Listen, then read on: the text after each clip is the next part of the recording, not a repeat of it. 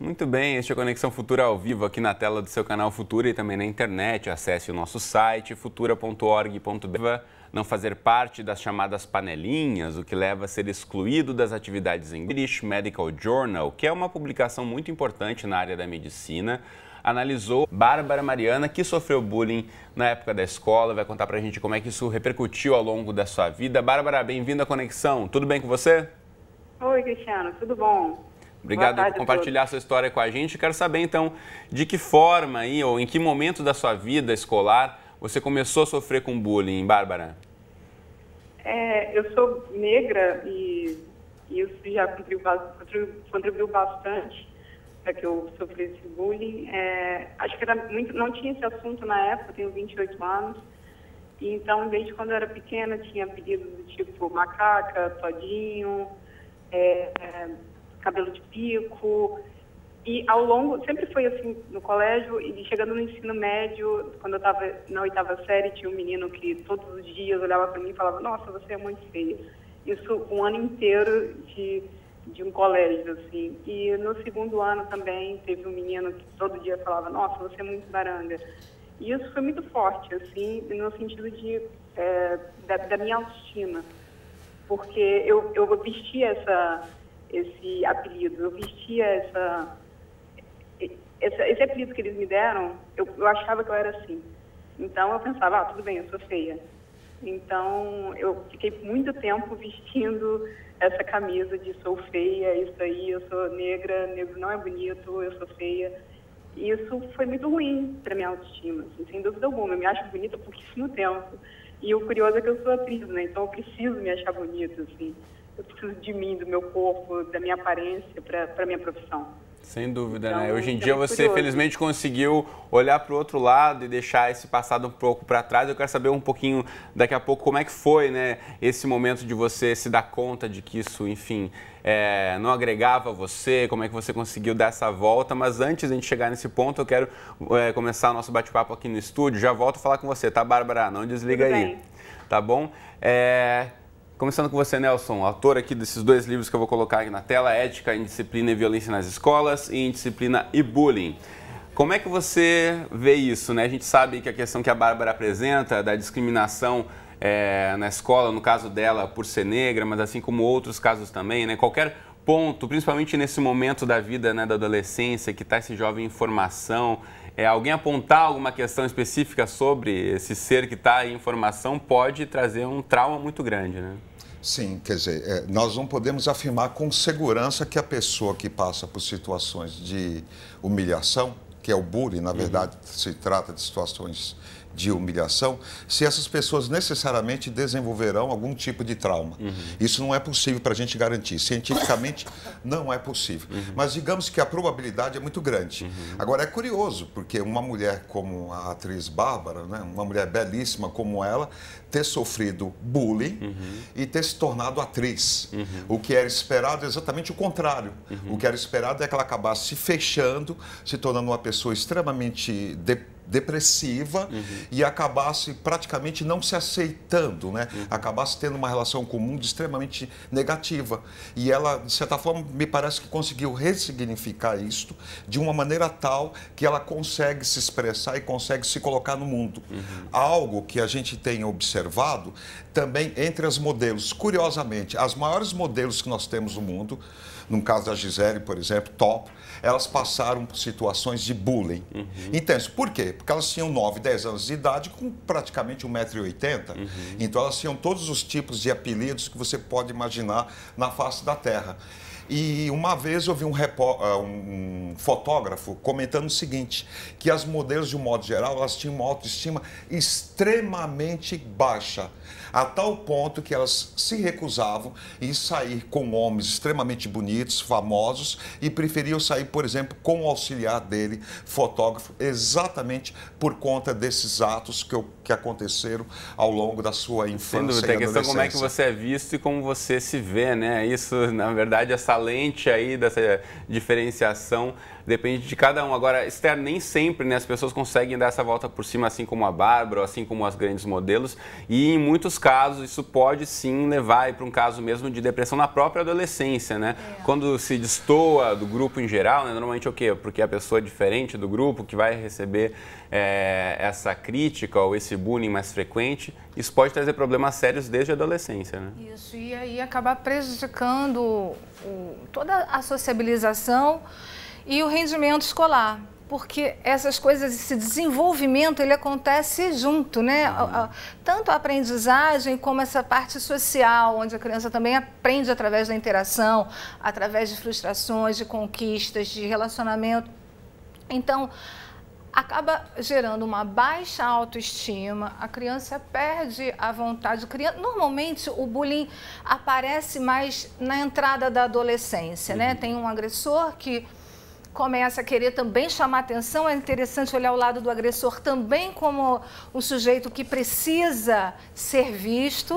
Ele provavelmente é fruto de situações agressivas. Se ele é agressivo assim, o que motiva, né? O que está por trás? Por que está querendo chamar atenção exatamente, por isso? Né? Porque você tem os dois lados, né? O agressor é um problema e o agredido que sofre também, né? A gente cuida mais da vítima, mas o olhar tem que ser também para quem está praticando essa ação, porque a gente vive em sociedade e a gente quer uma sociedade mais tranquila, mais justa, mais segura. E dentro da educação, que é a minha área, a gente não pode esquecer de estar atento a tudo.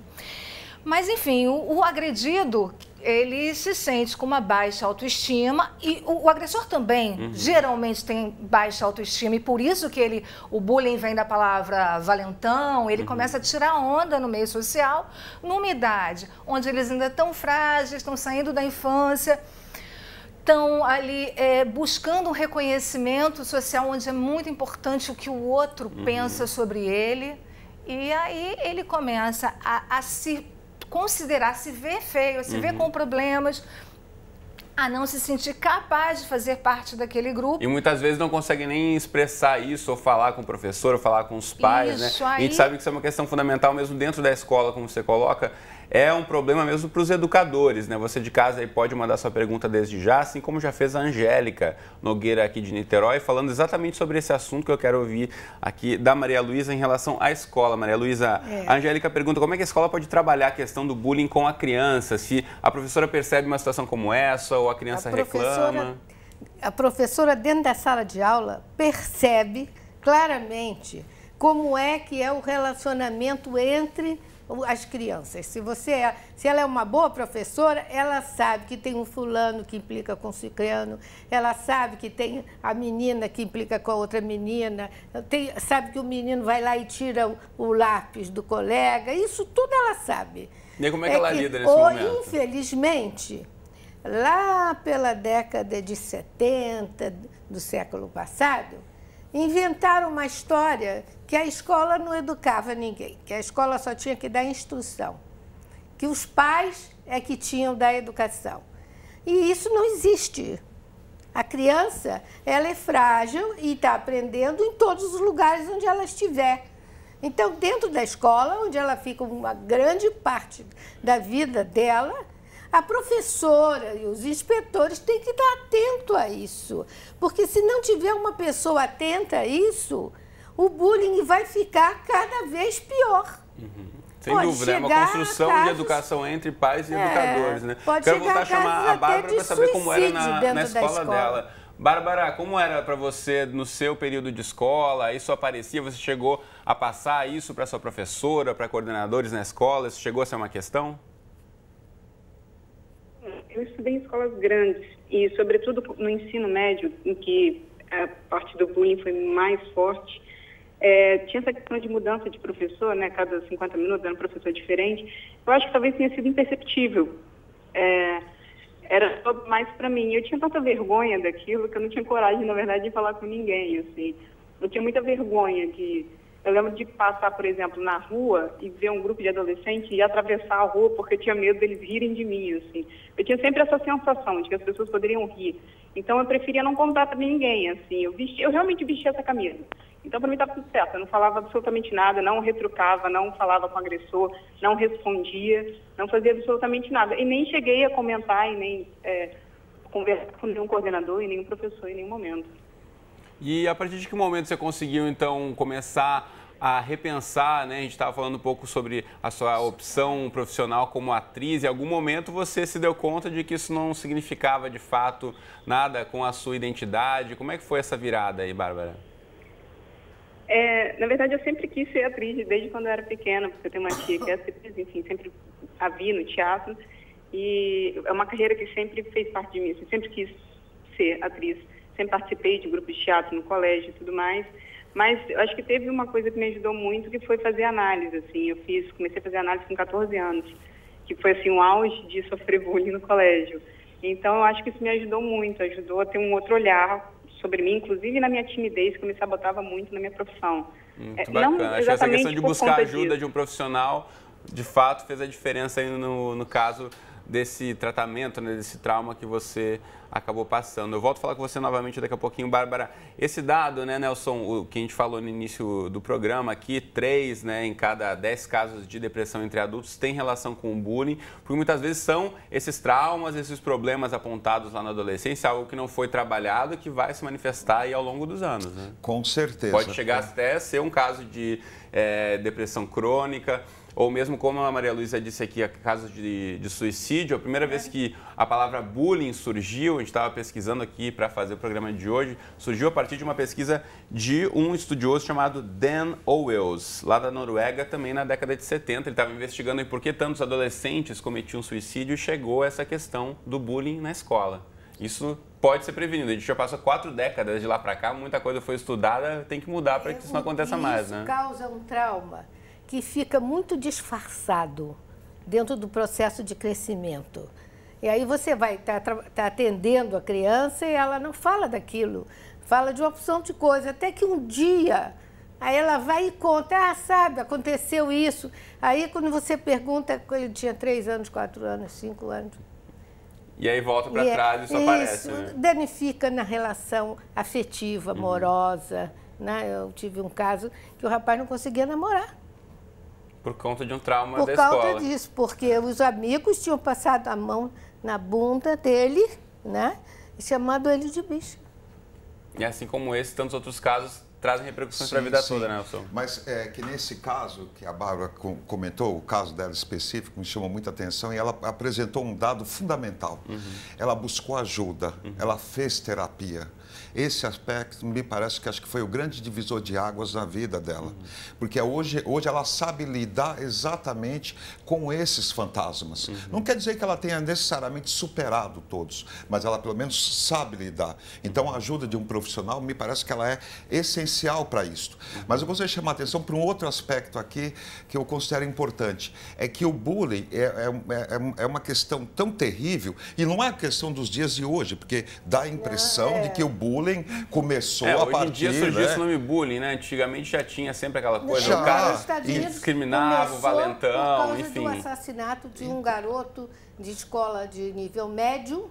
E a palavra bullying de inglês, que quer colegas, dizer o valentão por mesmo, começou a ser três adotado em colegas português dele de também, escola. né? Então, porque é o seguinte, o bullying sempre existiu em instituições educativas e militares. Até hoje nós temos esses casos, e muitos, né?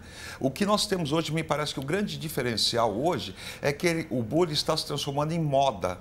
Então, com o auxílio dos celulares hoje, as crianças, me parece, e os adolescentes, estão praticando bullying com a finalidade de que alguém grave aquilo, para que aquilo caia na rede social e assim ele consiga ter aquele que eu costumo dizer, os seus 5 segundos de fama.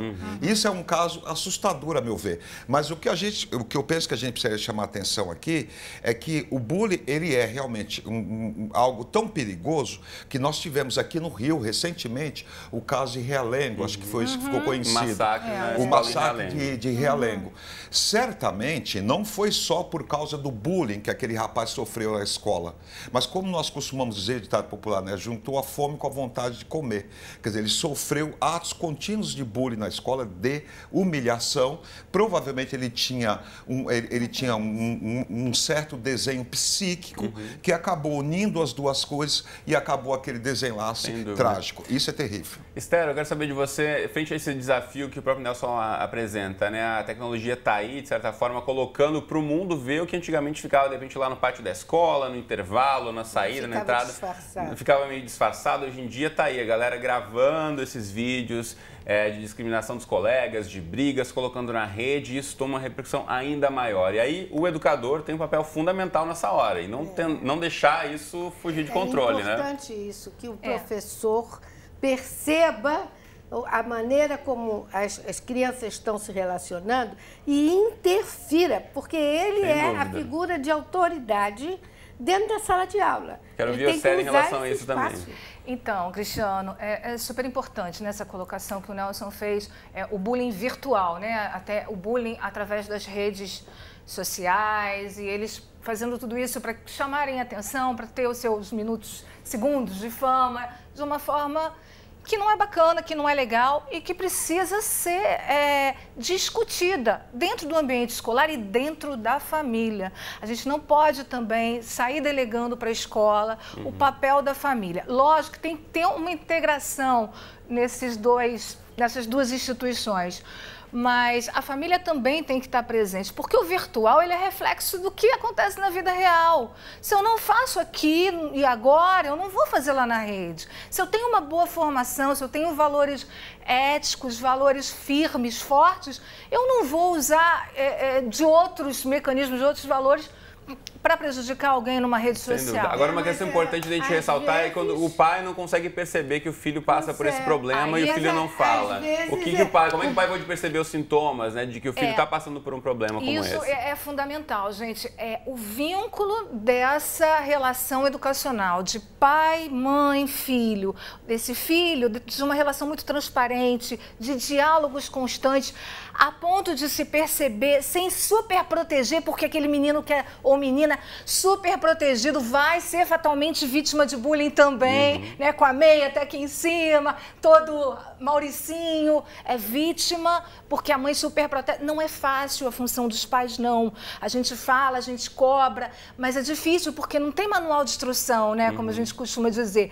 Mas encontrar um meio de facilitar essas relações de diálogo, de conversa, de que a criança fique à vontade para falar o que sinta e que os pais possam perceber aonde eles têm que entrar e atuar. Muito bom. O nosso tempo aqui voa no programa, sempre quando o assunto é quente como esse, e já está quase chegando na reta final. Quero voltar a falar com a Bárbara para saber, Bárbara, para alguém que está assistindo a gente agora, que se identifica com a sua história ou também está sendo vítima de bullying, o que você poderia dizer para esse jovem, para esse adolescente aí, para que está no meio desse olho do furacão, nesse problema agora dentro da escola?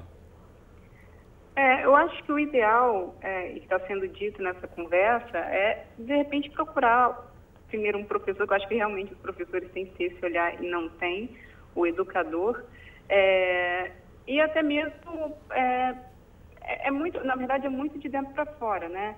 Então, você tem que ter, é como se você tem que ter uma autoestima muito boa, que é difícil na adolescência, sobretudo quando você sofre bullying. Então, acho que depende muito da pessoa, mas em certos casos, até porque meu bullying foi leve em relação ao que as pessoas sofrem, sobretudo hoje em dia, eu acho que é procurar ajuda de um profissional, sim, contar em casa, não deixar de falar, não ter vergonha, como eu tive, falar nem que seja com um profissional ou para o educador, escolher alguém para falar sobre isso e procurar uma ajuda mesmo, porque eu acho que isso foi muito importante, assim. Sem dúvida, né? Como diria aquele ditado em inglês, it gets better, né? Depois da adolescência as coisas melhoram, o que pode ter um peso muito grande exatamente. Acaba ficando um pouco mais leve, né, ao longo do tempo. Obrigado, Bárbara, pela participação, por ter compartilhado sua história com a gente no Conexão de hoje. Até mais. Obrigada, Cristiano. Boa tarde a todos. Boa tarde. A gente está aqui, então, na nossa reta final. Queria considerações finais de vocês, Maria Luísa, para os educadores principalmente. É isso. Que tem que haver uma palavrinha que está meio fora de moda, que se chama amor. Quer dizer, a professora que está sentada ali na sala, ela é um pouco mãe de cada um daqueles alunos pequenos. E ela tem que ter a preocupação que ela teria com os filhos dela também. está vendo que está havendo uma certa implicância, tem uma criança que está sendo discriminada pelas outras crianças, ela pode e deve interferir, porque ela ocupa um lugar de autoridade dentro da sala de aula. Ela tem esse direito, né? Lógico que dá trabalho, né? Sem dúvida, mobiliza né? Como mais, tudo, né? toda mudança necessita também uma atenção especial do profissional. Mas quem vai ser professor, né, tem que contar com isso. Sem dúvida. Nelson. Olha, o que eu gostaria de falar, quer dizer, é um assunto que você mesmo colocou, né? A gente podia seguir a tarde conversando que aqui, mas o nosso tempo tempo voa. Conversar muito sobre. Mas eu gostaria de chamar a atenção para dois aspectos. O primeiro é esse mesmo da escola e o da família, e que eu resumiria na seguinte palavra, na seguinte expressão: eu penso que falta diálogo.